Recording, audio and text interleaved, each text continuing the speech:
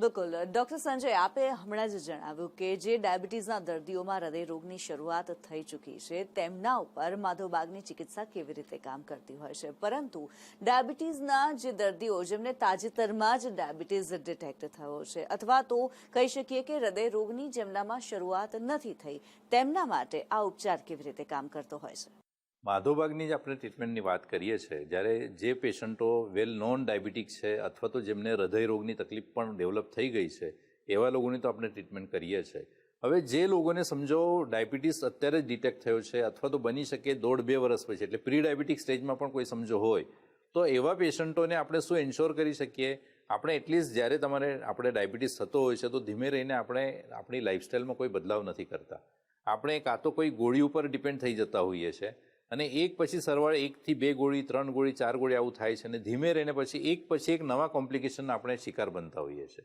તો જેવા લોકોને આજે ખાલી ડાયાબિટીસ ખબર પડી છે તો એવા પેશન્ટોને આપણે કોલેસ્ટ્રોલ શરીરની અંદર ચરબીનું પાચન જે થતું ના હોય એ ચયાપચય આપણે વ્યવસ્થિત મેન્ટેન કરી શકીએ છીએ. એટલે અનનેસેસરી આપણા શરીરની અંદર જ્યારે ચરબીનો સંગ્રહ થતો હોય અને એ આપણે સમજો ઘટાડી શકીએ તો આપણે ચોક્કસપણે એન્શ્યોર કરી શકીએ કે આપણે આગળ જતાં હૃદયરોગનો ચાન્સ આપણે ઘટાડી શકીએ. હૃદયરોગ માટેના જે કારણો છે, ડાયાબિટીસ છે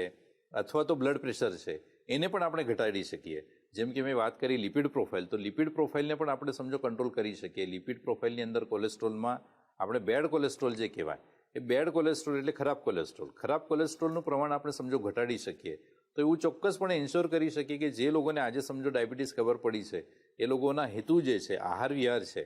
ખાવાની એક બેલેન્સ ફૂડની પરિયોજના છે, એ બધા સમજો આ બધી વસ્તુઓ સમજો ફોલો કરીએ તો આગળ જતાં હૃદયરોગનો હુમલો એમને ચાન્સ ના રહે અને સાથે સાથે આ બીજા બધા રોગ જે છે એ બધા રોગ પણ થતાં આપણે અટકાવી શકાય અને એક સારામાં સારું આયુષ્ય જીવી શકે અને સારી લાઈફ આપણે વિધાઉટ ડિસીઝ વિધાઉટ લાઈફ આપણે જીવી શકાય છે.